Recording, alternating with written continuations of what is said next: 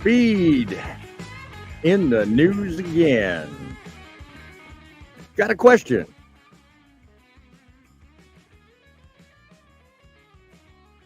If speed limiters are mandated, what's in it for you? And what are you going to do if you're told to slow down?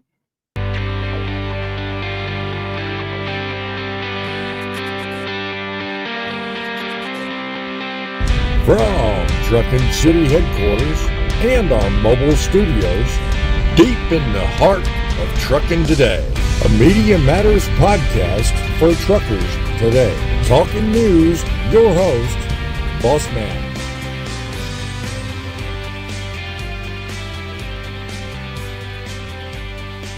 Howdy ho and welcome. Another edition of Media Matters. We're talking junk. We're making things happen. We are dedicated to bringing you news that the mainstream media don't have time for. Choose to like this video and this channel. Choose to subscribe, because we mean business. We're just getting started. And stick around and witness the fastest growing phenomenon on YouTube today. Here we give you a story. Here we give you the floor.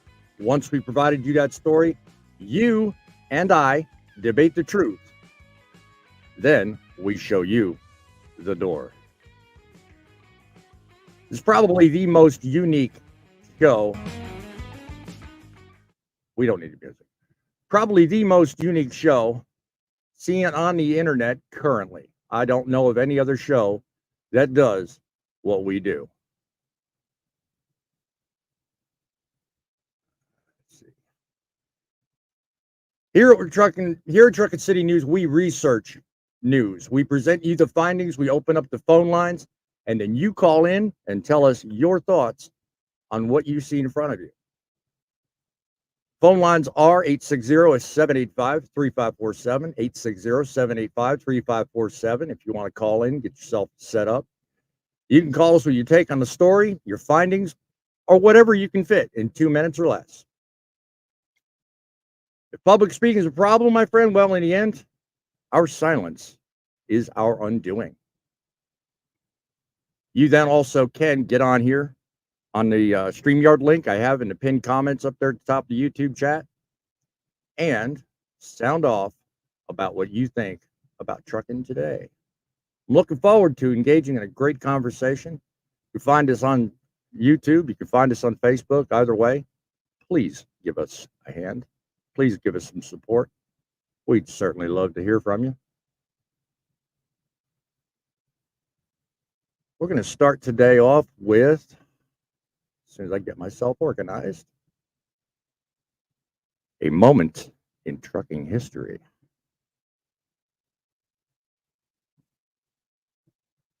In the military, it said you must adapt and overcome, or you die. It is in that very concept that I come before you today with an excellent reminder of how that's possible. As an industry, we're confronted with many rules and regulations. Some of them we need, others, well, that's another show. In the early 30s, Chicago, no place for a child, especially one with a big responsibility: survival. One such child's responsibility was to grow up fast and learn the ways of the world. Learn he did. He worked multiple jobs to support his family. Those he could find, that is. Some included dock walking, others like newspaper delivery, and even landlord at the behest of a family friend. He soon enlisted in the Navy. I mean, obviously, he had to be old enough to do it, but still, it was the undertaking because of the Second World War. He wanted to do his part. So it was through this experience he would learn to adapt and overcome to many more challenges that lie ahead. This man was responsible for the supply engine of the war effort by launching aircraft with no room for mistakes.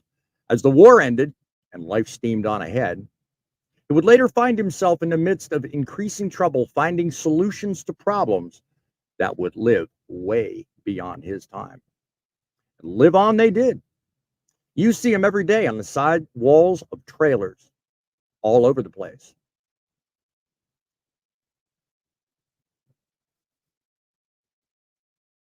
You know his mark by the company he started at the age of 55. Label master.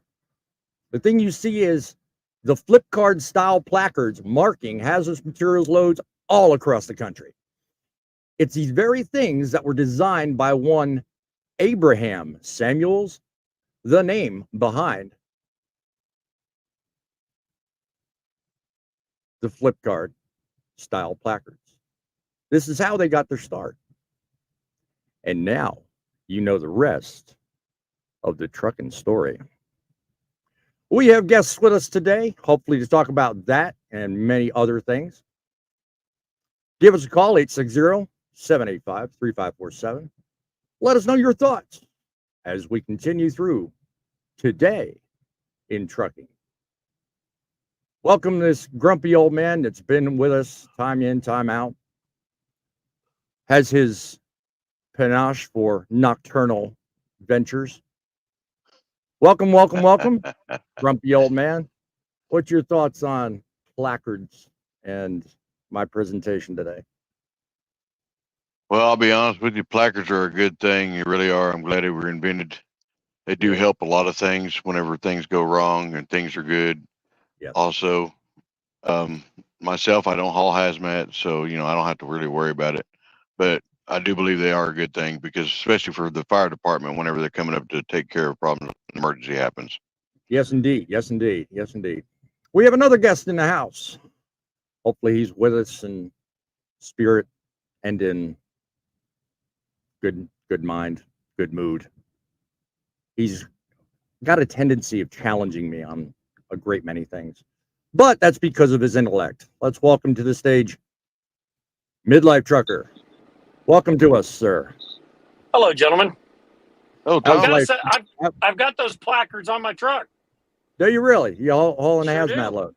Yeah, probably. Well, I do often. I'm not on this particular one, but our trailers have the hazmat all the way around, so we can flip them over. Yes. I have. I don't those get to on use the radioactive though. Yeah, there you go.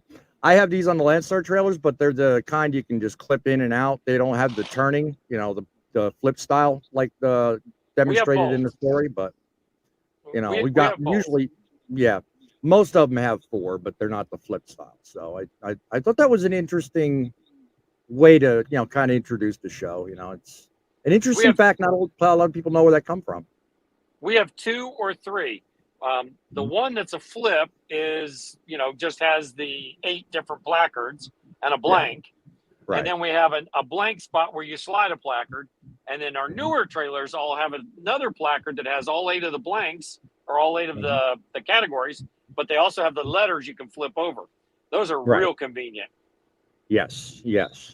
Even just the simple fact that you can go from like a inflammatory and to an oxidate, just do the different classes by themselves. That by itself makes convenience. I mean, the numbers thing you gotta work around, but some of them don't do that. So just depends on what style. But that's a pretty interesting fact. Got a guest in the audience who's already sounding off on today's thumbnail and title. He's saying taking away freedoms for public safety is un-American. Amen, my brother. Amen. Public safety is number one, of course. We're also welcoming Toga into the audience. God bless you. Oi, my friend. And we have others joining us as we continue. I would like to continue on with topic number 1. Pay attention there, grumpy old guy, because you're about to probably get a little irritated. But let's see what happens. Let's talk about story number 1. From the perspective of speed, it's kind of flipped on its head, to be honest with you. an hour, and truckers are not happy about it. And by the way, the link to the story I'm talking about will be in the description if it's not already. That's right, you heard me right. They're not happy. A news report was recently filed to bring speeds back down, believe it or not. Wouldn't you know, the last live I did, we were also talking about speed limiters. So this is kind of apropos. So what's zooming down the road? The very thing we talked about in reverse. Speed limits just got a turbo boost along a 59-mile stretch of the H.E. Bailey Turnpike in Oklahoma, now reaching 80 miles an hour. Truckers would normally be like, oh, cool, it's makeup time. Man, let's put the hammer down and let's get, no, this time they're a little bit more, shall we say, pissed, to say the least. Let me see what this is. Yes, yeah, I brought up some comments because I went to the Oklahoma Department of Transportation, and I thought it was interesting because some of the comments on the Facebook website were just like, oh my word, you know, what is going on here? One that caught my interest was Mikey Kenworth. Start finding these big companies for not jacking up their governed trucks. And every time they have an accident, they blame us for the accident. I mean, that's one I thought was interesting. And I thought that's probably an apropos direction to take the conversation here tonight, because, I mean, the last time we had this conversation and the last time we dealt with this issue, it was talked about from a different direction. And I thought, well, okay, let's examine this from a slightly different perspective. Okay, and just to give you guys perspective, here we go. 80 miles an hour, Bailey Turnpike. You know, I mean, it is what it is. I mean, most of Texas is 75, and up to now, no one said a word. But now that 5-mile differential, and all of a sudden everybody's like, oh my God, what are you doing? You're going to kill people. What do you think, Frank? Well, you've got my attention, and I've noticed this because I reside here in Oklahoma. And let me tell you, it does make a big difference whenever you're driving down the highway in a big truck and the speed limit is set at 80 and the minimum is set at 60. Most companies, you know, it's not a big problem because they're set at 65 on the governor minimum. Yep. But there are some that are still out there that are running under 60. And it's just going to be a big conflict, a big problem.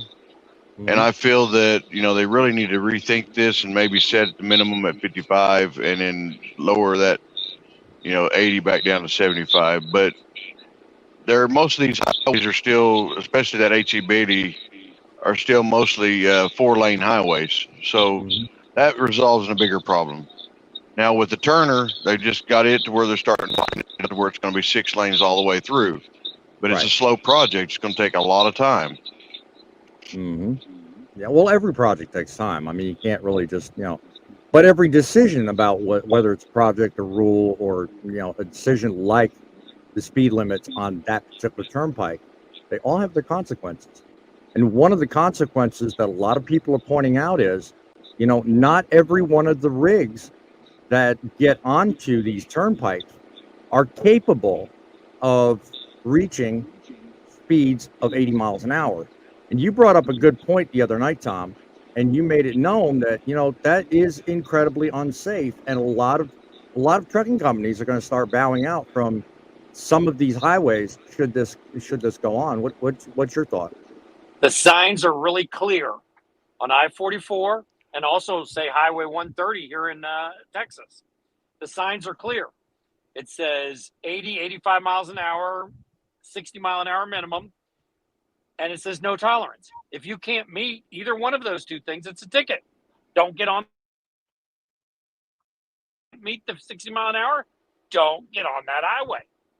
It's not that hard. Yeah, because I remember you brought up the minimum issue. Some states are liberal on that. They don't care, you know, and in fact, a lot of people, when they train newer drivers today, say if you're not able to keep up the minimum because you're overweight and going up a hill, put your hazards on. It's different when you're going up a hill. If you're consistently driving down the road, especially a flat road like I-44 or Highway 130 in Texas, if you're consistently going down a flat road and you can't maintain minimum speed, you shouldn't be on the road. Sight them, get them out of there. Yep. Kind of makes sense. I mean, it does kind of make it a very unsafe environment. I mean, hell, there's some companies with really low set speed limits. With limits, at 60. I dare say I've run across many. I don't know if that's their governed speed or if that's just their cruise at the moment. I don't know. But, even on regular speed limits, like 70 going up and down the Midwest, it's very common speed. I get annoyed when I get behind somebody. When diesel prices hit $5 a gallon, everybody was doing 62, 65 miles an hour. Yeah. Heck, half of them couldn't afford it to go any faster. Yeah.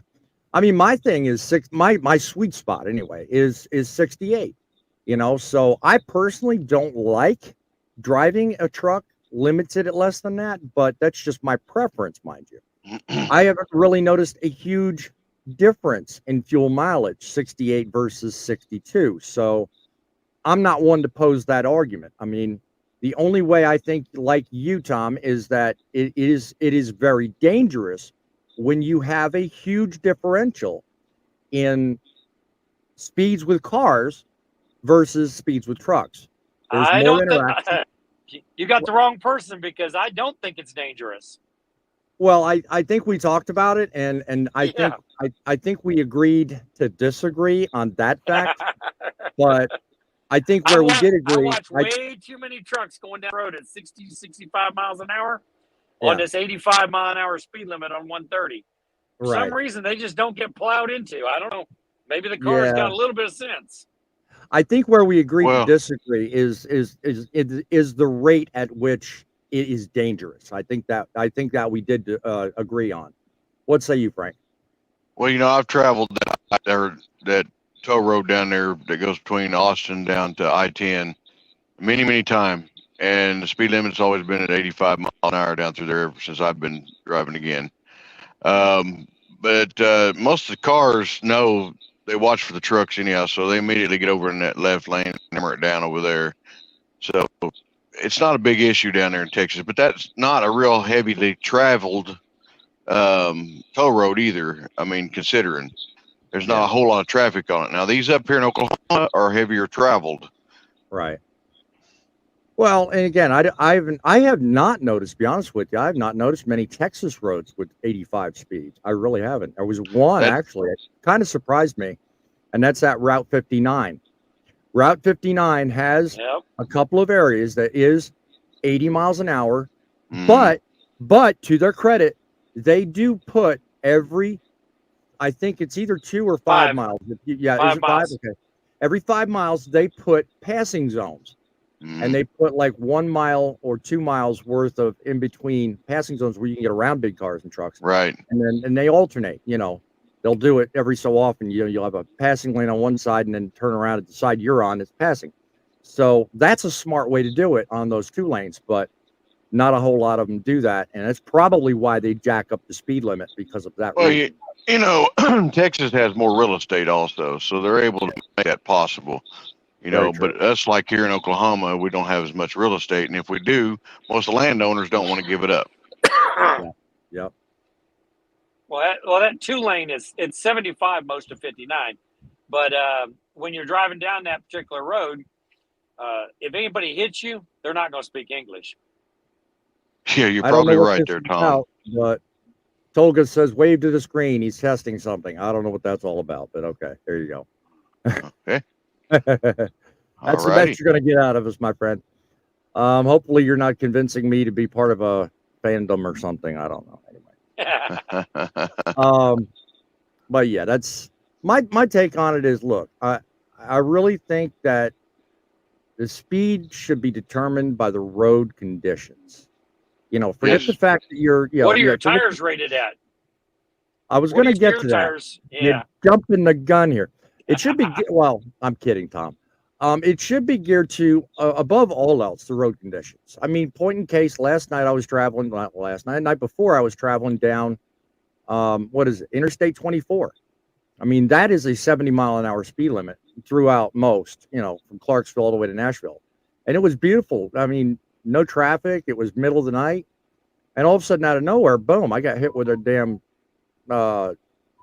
huge rain cloud out of nowhere. And I had to slow it down. I couldn't keep up the speed, but hey, that's what it is. Let me see. Not today. Okay. So, I mean, it is what it is. You have to be mindful. I mean, it could be traffic. It could be construction. It could be, any number of different conditions on the road. Say again, Tom? Let's not forget Bambi. That too. I mean, and they are all over at night, So, yeah, I mean, I've had a share of them. Not in a big truck, but in my personal vehicles.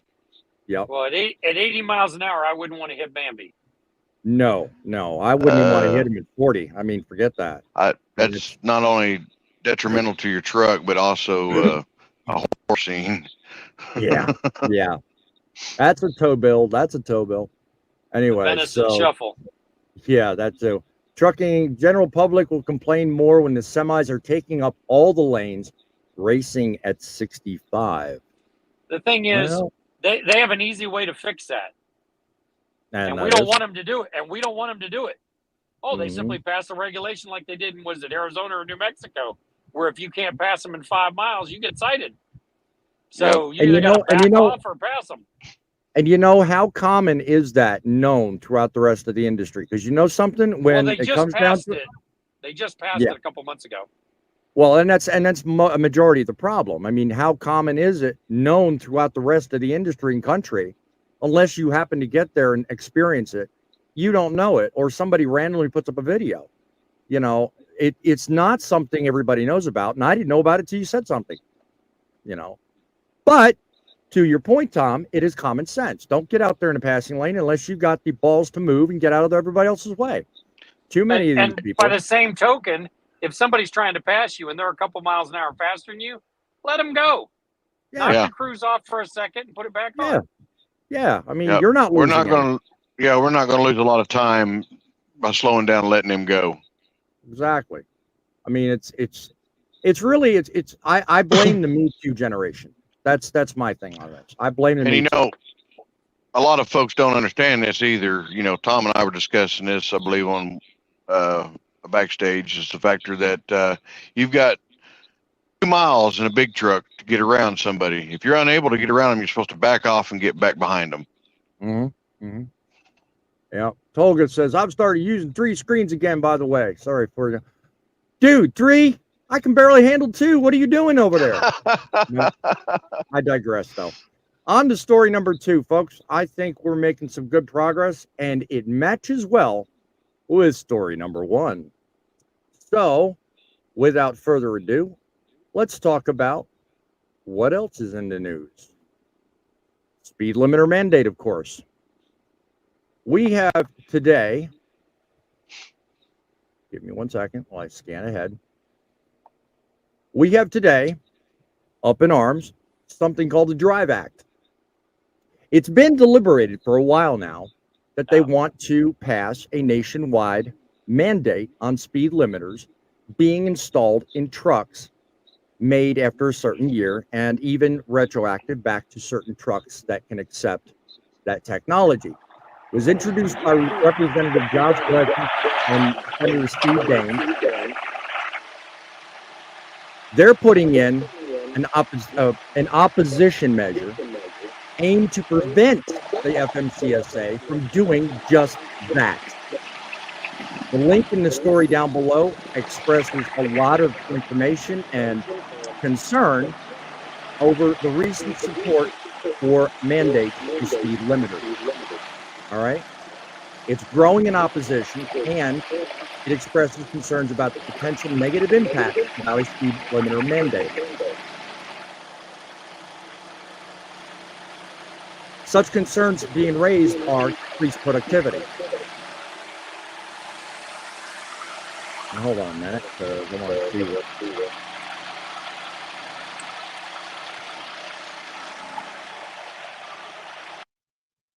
I thought there was a culprit there. He got out to get his little side project. So some of the concerns are decreased productivity, increasing transit times, potential safety risks associated with the differentials, the very thing that Tom and I didn't agree on, between commercial vehicles and others on the road. Early on, before this mandate was pushed through Senate, there was a open comment period. It was said 15,000 people commented in response to the implementation of a speed limiter mandate, and a majority of them came back with negative or opposing views on this very bill. So the Drive Act and these two representatives, Josh Brennan and Steve Daines, are looking to those and others to actually prevent FMCSA from getting this law through. Despite this, they're having issues. But, to say the least, here's their progress so far. Right, during the workshop here, what can you tell us about that? It was brought up because they always get reports in the committees from FMCSA and National Highway and a couple other groups, but it was brought up that there'll probably be, as far as on the FMCSA side, there probably won't be any ruling or anything come out on speed limiters till this year. Yeah. Which probably makes sense since they don't have an administrator and it's an election year, and we're probably not going to get an administrator till next year. So, yeah.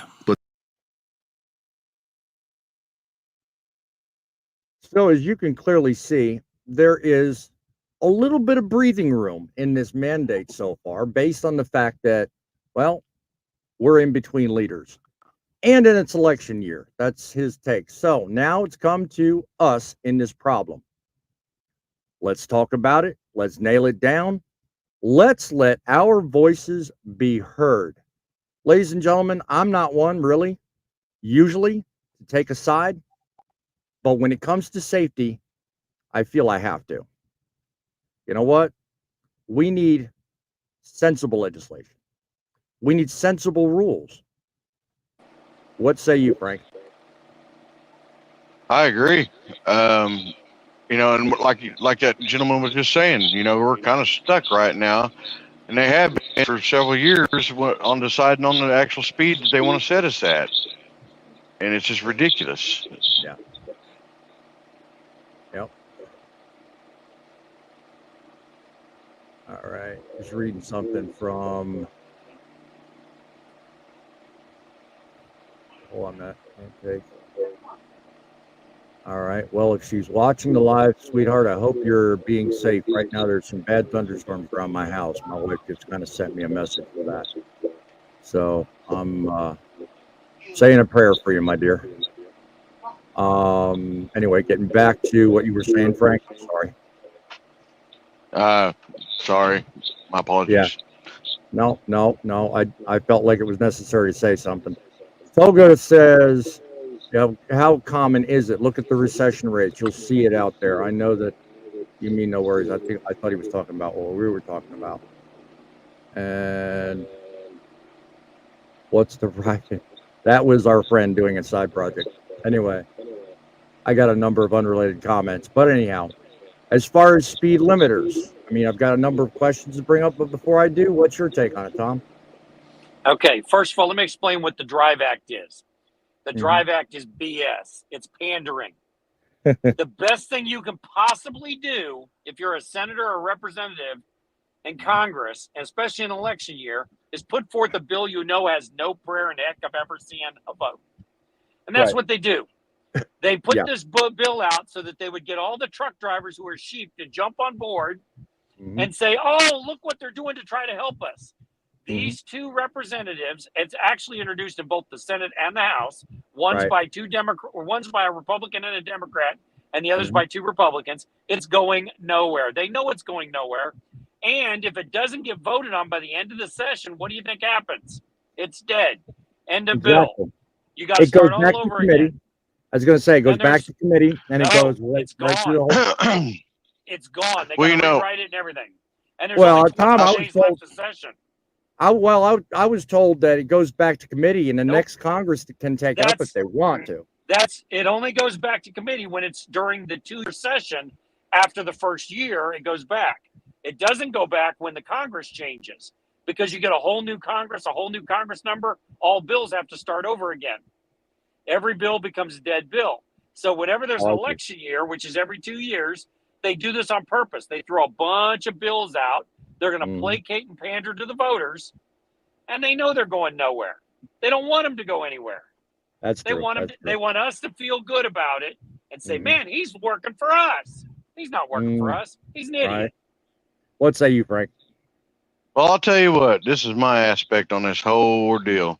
If it ain't broke, don't fix it. Everything's been working great for several years. Has it been working great? To my knowledge, it's been doing just fine. Leaving speed limits to the states instead of having a federal law, I think, is a smarter move. I really do. Okay. What about to all the people? I sent you that 2023, the report that showed how many people were involved in truck-involved accidents, injuries, and fatal. What about to them? Did it work great? How many overall were? I mean, a lot, yeah. But think about it. We've got too many causes. Speed is but one of them. The cause is not what they're trying to fix. Doesn't matter if the car pulls in front of you and locks his brakes up. What they're trying to fix is 80,000 pounds going 75 and 80 miles an hour and plowing into them. Right. That's what they're trying to fix. Right. And what makes you think that training isn't part of that problem? Doesn't matter. Irrelevant. Well, irrelevant. The conversation is about, will their speed limiters will do anything or not? Pure physics. If you slow the trucks down, less people die. Now, I'm not saying I'm in favor for it. I don't like speed limiters. But let's be honest. How many of us have steer tires that are rated 75 miles an hour or higher? I don't think any of us. I don't think they make them. Right. Yeah. No, most of them are rated about 68 to 70. Okay, so if you're running, I think mine are rated 72.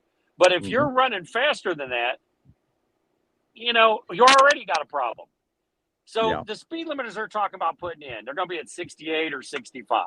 And then they also talked about having a split speed limiter, which would go between it. But let's be honest, is that going to change our lives? You, me, are any of the three of us running out here at 75 and 80 miles an hour? We're not.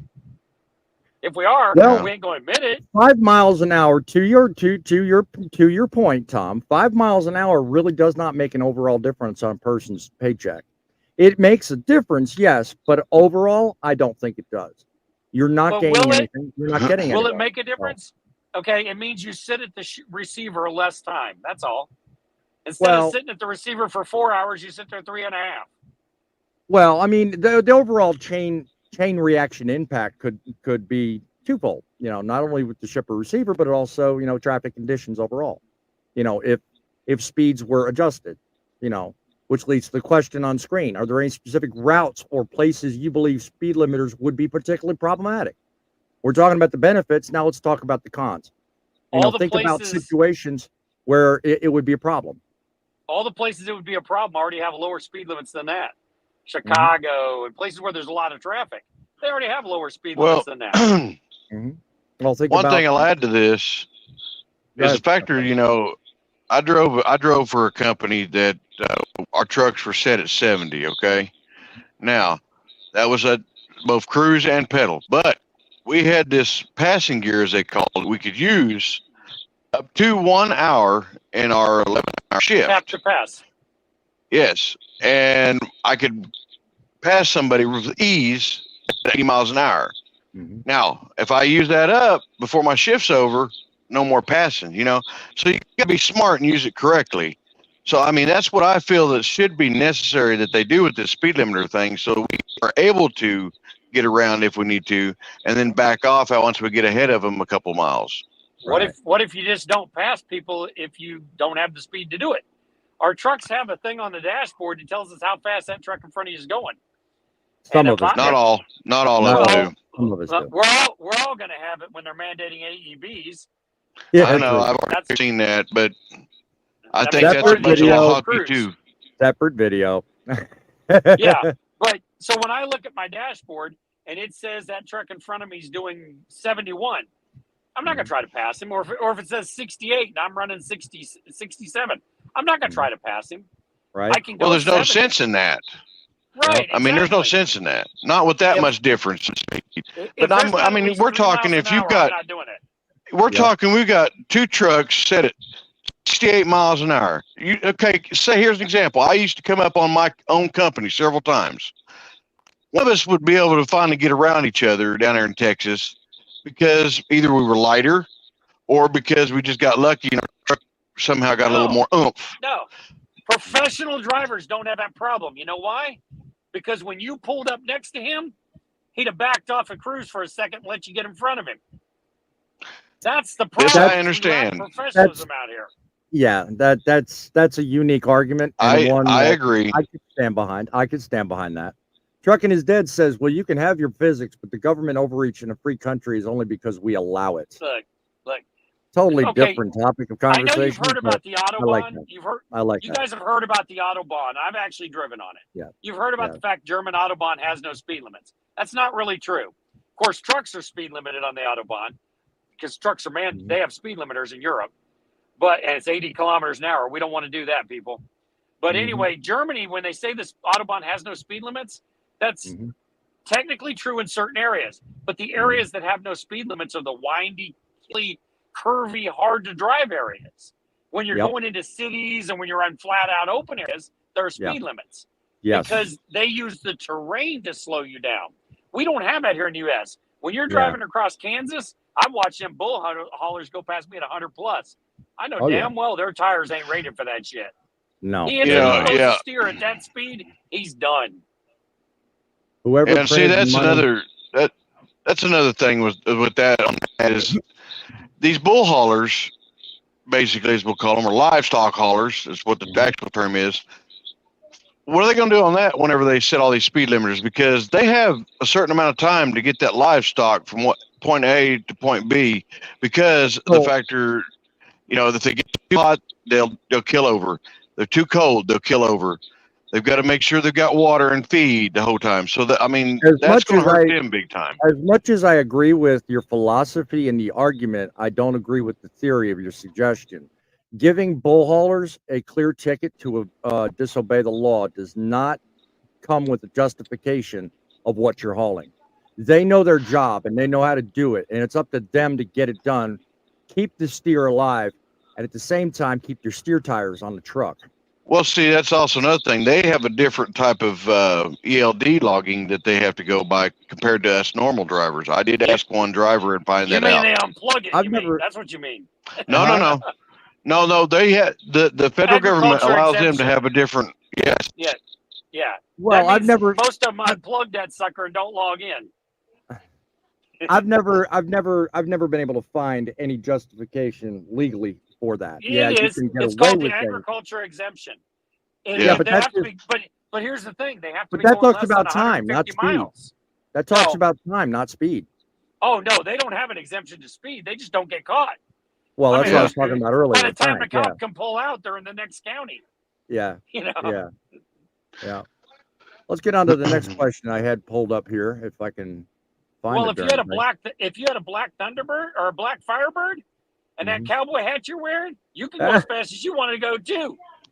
Well, unfortunately, I don't have Bert's laugh, so I can't really even fake the part. I'm just saying. Think about the future. What would And it his be beautiful like? brides at home. Yeah, exactly. My Sally Fields is waiting on me at home, baby. Think about the future. What would it be like if speed limiters were actually made a thing? Now, pick a speed, any speed, doesn't matter. I mean, what would trucking then be like? Would it, any specific direction you two care to take this conversation in? Comment, it's not guys going to change watching. my life. Yeah, It's not gonna guys change my watching life. the show, comment down below. Let me know how things would change for you if speed limiters became a thing. Because it may be on hold now, but man, I'll tell you what, it ain't gonna be long after this next election. They're gonna put through stuff again. We are gonna be faced with this. What say you, Frank? Seeing how I'm pretty much just driving because I just, with the owner op or at least purchase, it's not worth it to me right now. It's not going to affect me really at all because the factor of it is my companies are going to start figuring out, okay, he's got this much time. we're going to go off and give him this much time to get there. So, it's not going to really affect me, the driver, personally, because I'm, working for somebody else driving their equipment. Right. Well, if you're a company driver, that's probably the common way of looking at it. But someone like yourself, Tom, what would be your thoughts on this? I'm also a company driver, but it's not going to change my. It's I not going thought to you were change. owner operator. Okay. No, it's not going to change my life because.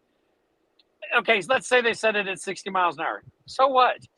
It just means less time sitting at the receiver when you get there, or less time at the shipper. Right. We're not talking end of the world, because most of the time, if you actually take however many miles you drove today, divided by the number of hours you worked, I promise you were not doing 68 miles an hour or 70 miles an hour, whatever your governor said at. Well, your speedometer. What do you do? 600 miles in a day? I was going to say your Divide that by 11 speedometer. If hours? you've got your speedometer, if you've got one of those newer trucks today, tells you exactly what you're talking about. It gives you an average speed over gross amount of miles.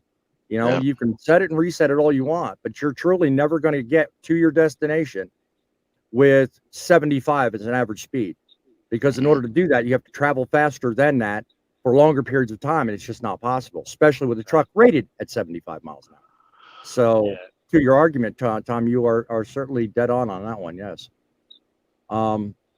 If safety is indeed the thing, are there alternatives when it comes to an alternative to setting a national speed mandate?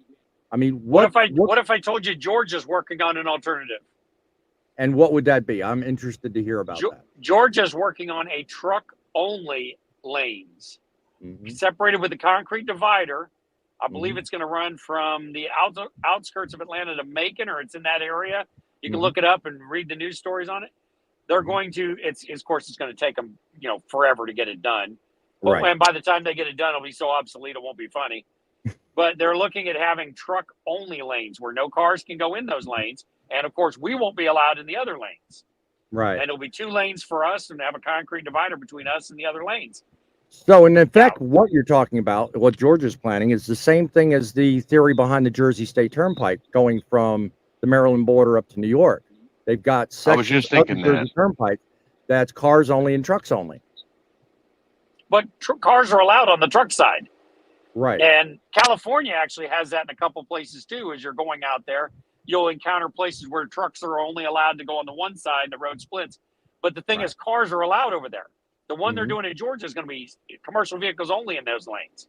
It'll only be 26,000 pounds or greater. I see. So and they're not planning on making us pay a toll or something to use that? Georgia has no toll roads. They only have toll lanes. And this is not supposed to, they are not going to implement a toll road. Yeah, okay. That was going to be my next statement. Yeah, they've got the express lanes, which the cars have the Easy Pass and the Peach Pass or whatever it is. And that's actually privately run. Yeah, is it? Didn't know that. Yeah. See, they learn a nugget every day. They lease the land. They lease the lane from the state. Right. For Peach Pass. And then they also have HOV lanes, which we can't go in either one of them. And there's a really good reason we can't. By the way, in Texas, you can use the express lanes. You cannot? Texas, you can't. No, Texas, you can. Okay. Except for the HOV. We don't like the HOV. Trucks are forbidden, and there's quite a few other states where if you're caught in the express lane, you're fined heavily. Well, if you get in the express lane in Georgia in a semi, you're in trouble because the bridges ain't going to make it, and neither are the curves on the overpasses. Right. But in Texas, you actually can use them, and they even have signs sometimes. A couple of the digital signs, when there's not a lot of traffic in them, will say truck okay, express lane. Right. And same goes for Colorado on 25. They've got that silly toll lane up there on the inner lane in a lot of it. Okay. Yeah. I'm catching up on comments a couple of minutes ago. Trucking's dead. Some will stop driving and the rest will slow down. That's probably a reference to our earlier question. Appreciate you answering that. And Tolga says, he said blackbirds, by the way? I don't know what he's talking about. No speed limits for that, babies in the battlefields. I don't know what he's talking about. That He's probably sounds like- referring to when Tom was talking about the Smoking the Bandit deal Black Duck, earlier. Firebird. Oh yeah. Tolga, that's a great movie if you can find it. Look up for Smokey and the Bandit. Burt Reynolds and Jerry Reed. Those are your guest stars. Great American classic about trucking. And trucking is dead says I do my driving at 60. There you go. There's another one. And he's not cleaning anything off the back of his bumper either. Yeah, right. There you go. And yes, to my wife who may be watching, yes, I got both your messages. Thank you. Everybody's in good shape, so I'm happy to hear that. Yeah, I overnighted in Kinston the other night, and nobody brought me a plate of that good food you were talking about. Yeah, shame on me, right? I didn't pay the courier enough. That's the problem, you know. Oh, Courier was hard to bribe. You know what I'm saying? Told us his movies, sir. I was in them, but anyways, interesting fact. I'll bear that in mind next time I need somebody for a movie second. Indeed. Let me see. Let me get on to our next question. As it pertains to speed limiters, some of you may remember a couple of days ago, I did a short segment, one of my trucking history segments, on the double nickel. Now, I bring it up because, well, I mean, here's a case where the federal government's trying to pass speed limit legislation. They're trying to limit trucks to 1 speed and hell with everybody else. So my question is, should speed limits be determined at the federal level as is currently being thought of, or should it go back to the states? And, you know, kind of like the process between 74 and 95 when they were talking about what to do with the double nickel. What do you think, Tom? We're not going down to 55, but if we did go down to 55, you know what we would do? Everybody said they're going to quit when the speed limiters came. Everybody quit when the trucks were going to go automatic. Everybody was going to quit when it went ELDs. Nobody's going anywhere. My thoughts exactly. I mean, it's one thing to say something and threaten to do something, but it's another entirely to do like the start of today's program and overcome and adapt. And that is what the trucking industry is all about. You take what you're given, whether it be loads, resources, rates, fuel, everything, including speed limiter mandates, and you adapt and you overcome. You move on, you get the next load, you get it delivered, because if you don't, well, somebody's going to come right behind you and do it the same way you did. Pretty darn simple. What'd you say, Frank? What are your thoughts? Yeah, that last bit you talked about there, yeah, I agree. I mean, if somebody don't take it, there's somebody else out there that will. In fact, there's usually a line that'll take it. Sad part is that's one of the things that's affecting our rate. Yeah. Are you saying speed limits affect our rates, or are you saying it's people? Which is it? I'd say a little bit of both. I mean, because some of these places that have faster trucks, they generally like to give these loads to faster than they will somebody that's governed at a slower speed. Unless you're a big company, of course. Yeah. You know what? There's not a whole lot of evidence to that, but I see what you're saying. Because honestly, a lot of these guys, they can't see your max speed. They can't see what you're capable of doing. They just have the load. And if you call with the right setup, the right price, you get the load, you know. Now, if you're talking about company situation, maybe. I don't know. There's a lot of room in that argument, Frank. I'll agree to disagree. Let's just put it that way. But anyway, Truckin is Dead says, I drive with the flow of traffic. Good to know. And yes, sir, you are here. Obama picture, really? You didn't build that? Am I live on the show? Cute question, like that. Don't know what that's all about. Unless you can add something to the speed limiter debate. No, you're not on the show. Anyway, last question of the night. Leave it to me to get my tongue all tied. Do you believe speed limiters would help with our overcapacity problem? Think about it. We currently have way too many trucks out here. If we set speed limits low enough where people believe they're being disadvantaged, less money, less time, all that, they may leave. So if we chase people away out of the industry, hey, no harm, no foul. What do you think, Tom? They're not going anywhere. They're all going to Mhm. talk the game. They're all going to say they're leaving. Nobody's Mhm. leaving. There'll be No. a few leave, but they're Yeah. the normal ones. They're going to leave anyway. Right. You know, right now everybody's saying they're not making any money, and everybody's complaining they're not getting enough miles. Well, Right. if you're not getting enough miles, what's changing the speed down going to do? Save you a little fuel on it? Maybe. You're still not going to get any more miles. No, you're not. Yep. Mm-mm. No. So what about you, Frank? What do you think? I agree with Tom. I mean, it's the Mhm. factor of it is no matter what speed we're governed at, it's not going to give you any more miles. I mean, in a way, it'll kind of cut you down on your 70, but at the same time, you know, it's not going to affect us a whole lot. Right. Hey, last couple of minutes on the air. If you've got an opinion, you want to call us and sound out, I'll give you a couple of minutes. Call us up, 860-785-3547, 860-785-3547. If you've got a story you want me to cover and you'd like to see it discussed here on this show, send it to That's Truckin News at Outlook.com. That's Truckin News at Outlook.com. We certainly want to know what you have to say, whether it's a story or an opinion. Certainly, if you get this video on the replay, certainly go down below, click the subscribe button, leave us a comment, let us know what you think. We are here for you. We are fighting for you. We are giving you the edge over what the mainstream media would ever give you, because they have nothing better to do but take Soros money. Any last closing thoughts, Tom? No, like I said, speed limiters, they've been working on it for 3 administrations. Sooner or later, it's going to happen. Yeah. Just know it's coming. Yeah. You just, like I said earlier, got to overcome and adapt.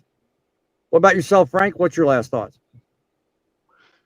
Well, I just basically will say this: whatever they post and make us do, we're going to have to do it one way or the other. There's no fighting it. There's no question against it. You know, once the government's put a rule in effect, you're going to have to do it. Mm-hmm. Yeah. Gentleman says, I'm in favor of speed limiter laws. Safety first. Good to know, my friend, and welcome to the channel. I'm glad you stopped in, even though you look like Obama. I won't hold that against you. Speed is time and money, Trucking is dead says. Yes, sir, it is. Speed is time, time is money. Trucking is dead also adds to the fact, and that's a fact, apparently agreeing.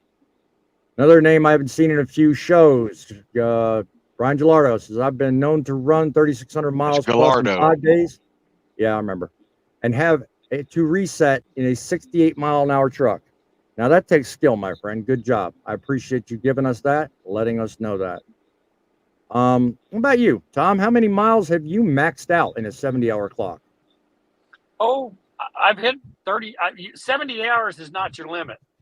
No. I know people think it's 70 hours in an 8-day week, but it's not. No. And I've hit more than that. I think I broke 4,000. Not to look back and see, but Right. you can actually get, if you do a reset, you can get about 84 hours in. Mm-hmm. Okay. Good to know. How about you, Frank? Never really been there. I've just drove what I've been having available and then go home for my 34 or set for a 34. So you've never We're really not short freight here. Huh? We're not short freight. They keep us rolling. Oh, I don't doubt that. Yeah. I mean, it just surprises me. The most miles I've ever done is 3,100 miles. That's the most I'll ever push myself. That's in a full 7-day calendar week. That's the most I'll push myself. Because honestly, Well, you got an 8-day week though. Well, I go by 7-day. Your hours of service, you say 7. Yeah, I get what you're saying, Tom. But I think of it in a 7-day calendar period. So 31. Maybe I got more than you're talking about that 8th day. So either case, I'm all about safety. I'm all about getting it done the right way. So anyway, what we're going to do is let you know, hey, one very important thing. When it comes to safety on the road, that's number one. Safety is everything. The speed limiter mandate may currently be on hold. It may be something that, you know what, may not see the light of day, but it's clear with the change in command at the FMCSA, we're going to be on this a while. So now's your chance to stop, pivot, and make your voice heard. Keep up with the laws. Keep up with knowing exactly what's coming your way. And whatever does happen, overcome and adapt. Stand with us in making your point known to those who will listen, and even to me, if God forbid you need to. Because at the end of the day, if you stay silent, just like I said earlier,